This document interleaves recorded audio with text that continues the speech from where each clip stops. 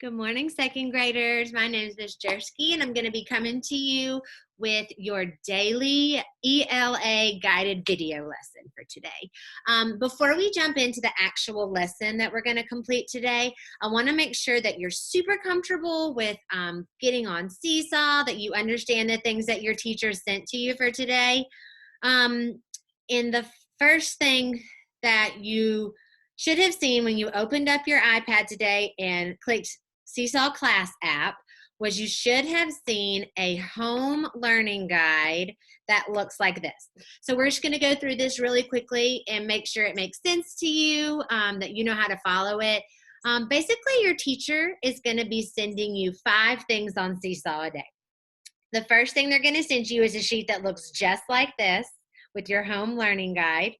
They're going to send you an ELA video, which you're watching right now.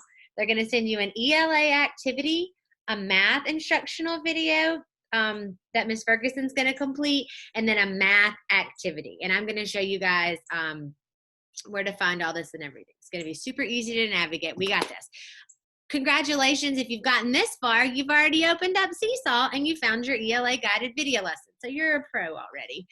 If you just look through, it basically has a plan, like a little map for you to follow for what you're supposed to do for that day. So for today, we're going to be discussing and reviewing main idea together. You're going to watch this video of me explaining that to you, and we're going to read this book. It's a good thing there are insects together as I model finding main idea of a text for you. And then you're going to hop on over to your activities button that looks just like that little light bulb there. And it might even have a little red circle on it as like an alert notification. Hey, you've got an activity to complete. Same thing for math. Ms. Ferguson's going to post an incredible video reviewing how to count money, counting coins again. And then you're going to have a money activity to do in that little blue box as well. Okay? All right. Well, let's jump right into it. So, main idea is what we're going to be discussing today. And I want to start by talking about puzzles. This is, I have a 4-year-old named Emma, for those of you who don't know, and we love to do puzzles. Now, her daddy and I like to do puzzles that have like 500 or 1,000 pieces, and that takes a really long time. But this is one of Emma and I's favorite puzzles. It's not too many pieces, only 48. But if you look at this puzzle, you see a really pretty picture of Elsa. All about Elsa. Frozen is life at this house. And if we look at this picture of Elsa here, when Emma and I start to put the puzzle together, we start by flipping over all the pieces so we can see what's on each of them. Some of the pieces will be just her hair. Some of the pieces will be just her dress. Some of the pieces will be her little snowflakes that she's got coming from her. But we would say that this puzzle, this whole puzzle, is a picture of Elsa. I wouldn't say the puzzle is about her hair or about just her dress or about just her ice crystals that she's able to make. We're focusing on the whole. We're putting together the pieces when we make the puzzle to create a whole. Okay, so that's what I want you to keep in mind today when we start talking about main idea. Something we say in my class is main idea. It's what the whole story is about. So we're going to be focusing on the whole text, the whole story, not just one little piece. Now, we will have questions that sometimes ask us, what's the main idea of paragraph 1? Or what's the main idea of this chapter? But for today, we're only focusing on main idea of the whole text. So here's another puzzle I've got here in front of you. You see a picture of a beach scene. We've got a girl laying on her blanket, just taking a little nap. One girl is drinking her lemonade, and another girl's got her shovel and pail building a sandcastle. Now, we wouldn't say that this puzzle is all about building sandcastles. That's just one piece of it. We wouldn't say this whole puzzle was about drinks you can enjoy with a picnic at the beach. That's just one piece of it. And we wouldn't say that this whole puzzle is about taking a nap on the beach. Those are just pieces, which we're going to start calling those our supporting details. But our whole puzzle, the main idea of our whole puzzle would be ways to enjoy the beach, things you can do to enjoy the beach, because that's the whole, and these pieces support or match that telling me things that I can do to enjoy the beach. So let's look at a couple examples together. Here you see 4 puzzle pieces. We see a dog cage, a dog bed, and a dog bowl. Now, I can infer based on what I know about pets and taking care of pets that there's several things you have to take care of a pet. Some things you need to take care of a dog would be somewhere for your dog to sleep, maybe a cage if you don't have a backyard to keep them safe and secure during the day, or a dog bowl. I wouldn't say this whole puzzle is about dog food and ways to feed your dog. I wouldn't say this whole puzzle is about different types of dog beds or where your dog can sleep at night either, right? This whole puzzle is about taking care of your dog. Things you need to take care of your dog, and a cage and a bed and a food bowl with food are details to support or match that main idea. Okay, let's go to the next one. Oh, we love to cook in our house. So if you look at this puzzle here, I see some eggs, I see a stove or an oven, I see a muffin or a cupcake tin, and I see a mixer. Now, I wouldn't say that this whole puzzle would be about different things you can make with eggs. I wouldn't say that this whole puzzle is about different types of ovens. And I also wouldn't say the whole puzzle is about different types of cupcakes or muffins you can make. If I put all of these puzzle pieces together or all of these details together, I can infer that the main idea would be about baking muffins or cupcakes. How to bake muffins or cupcakes. You have to have eggs, you have to have a pan, you got to mix them all together, and you got to put them in the oven. So those are details to support how to bake or make, how to bake muffins or cupcakes. Okay, so again, we're not focusing on these little pieces. For main idea, we're looking at the whole. Okay, all right. The next thing we're going to do is we're going to read this book together called It's a Good Thing There Are Insects. I'm going to read it aloud to you. We're going to walk through it together. Now, you do have AR capability at your house.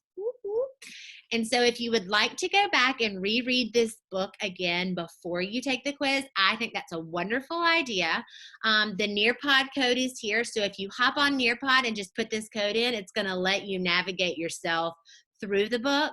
And then the very last slide on that Nearpod code is going to have the AR quiz number for you to be able to log in and take that quiz.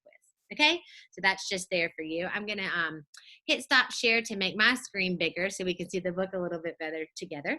And let's go ahead and get started. Now, as we're reading this, I want you to be thinking about the main idea of it. Tomorrow, we're going to be looking at different clues to help us figure out the main idea. But for today, we're going to just kind of read it and try to focus on the book as a whole, what we think the whole story is about. Ooh, excuse me. All right, so this book is called It's a Good Thing There Are Insects. All right. Sometimes we call them bugs, but their real name is insects. Now, if you're like me, you're already kind of like, not a big bug fan. I'm not really sure I agree with this author that it's a good thing they're insects. Okay, these pictures are really cool. All insects have 6 legs, like a grasshopper. Most insects, like flies, have wings. Okay. Now, based on what we see here, we can infer that this is probably a nonfiction text. I see real pictures of real insects. The author's given me real, true facts and information about this text. So we can infer that this is going to be a nonfiction text and that Alan Fowler, our author, his purpose is probably going to be to inform us about insects. Maybe a little bit of persuasion also to persuade me to believe that bugs are good, because I don't really believe that right now. Some insects live in trees, like cicadas, and some live in water, like water beetles. So they're able to live in several different environments. If bugs are something you're interested in, I think cicadas are fascinating. They have a really interesting life cycle where I'm pretty sure they live underground for several years and only come up out of the ground like once every few years, and they are so loud when they come out. It's really interesting if you're able to find a book or something to read a little bit more about this. Some insects, including most ants, make their home in the ground. They have their own little town where each ant does its own kind of work. So far, the author's really just introducing us to these insects some different kinds, what they do, what they're different, how they're different. Ooh, I love this one. A caterpillar forms a shell called a chrysalis around itself. In the chrysalis, the caterpillar changes into a butterfly. It's an interesting looking chrysalis. I wonder if it has those spikes on it for like protection from the predators. This is a home for bees. This home for bees is called a hive. Some insects are harmful to people. Now, that's kind of what I think of when I think of insects or bugs. I think about the ones that I want to stay away from because I don't want them to bite me or sting me. And here comes my least favorite bug. Mosquitoes. Mosquitoes can bite you, and wasps can sting you. Locusts can eat a farmer's crops. Now, how could that be harmful to humans? The locust isn't actually biting or eating us, but if you think about it, how does a farmer make a living? He grows his crops, he harvests his crops, he sells his crops to different markets to be able to get money for them. That's how he earns his living, to be able to buy things. And if the locust is coming and eating these crops, then it's a little bit of a problem. He's not going to have any crops to sell. But insects are helpful to us in many ways. And now this page kind of matches what our title is. We get silk from the cocoon of a silkworm. Okay, that is nice. We get honey from bees. Okay, I do like honey. I may be getting on board with these insects after all. Honey is a lot of different things, and it's delicious. Ooh, this is a really good one.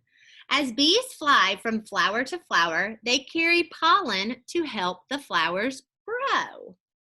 Some insects are pretty, like this monarch butterfly. Okay, for just a second, I want to go back to this page about bees flying from flower to flower to carry pollen. This is called pollination. Another really interesting topic if you wanted to read more about it.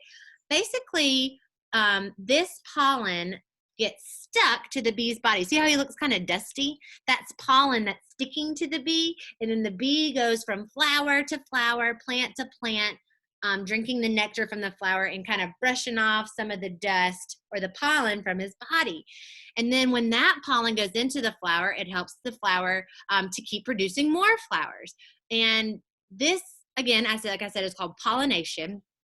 And we not only think flowers are pretty, but they're also really important. Flowers and plants go through this cycle where they actually absorb carbon dioxide, which is what we humans breathe out. They absorb that carbon dioxide, goes through their plant body, and comes back out as oxygen, which we need that to live, right? So these bees help keep these flowers and plants alive by dusting this pollen everywhere, helping to keep our air clean with these plants and flowers producing oxygen. So that's definitely a really important one. And this is one I would have never thought of, but is very important. Insects serve as food too. Look at that frog and that bird eating those bugs. Many animals and birds and fish and reptiles live by eating insects. We would not have all these animals if it weren't for insects. They have to have food to live. But leave the walking stick alone. They think it's a twig. Some insects glow in the dark like a firefly or a lightning bug. Some insects make sounds like a cricket. So the next time you see a beetle, ooh, that's my reaction, ooh, or a ladybug, they're kind of pretty. Remember, it's a good thing there are insects. All right, this last page here gives us all the different types of insects that they talked about through the book, some important words to know. And then our final text feature here is an index that gives us the page numbers for detailed topics within the book. So if I only wanted to go through and read about butterflies, I could go in my index and go to pages 11 and 21, or maybe I wanted to learn more about pollen, how pollen is, how insects are helpful with pollen.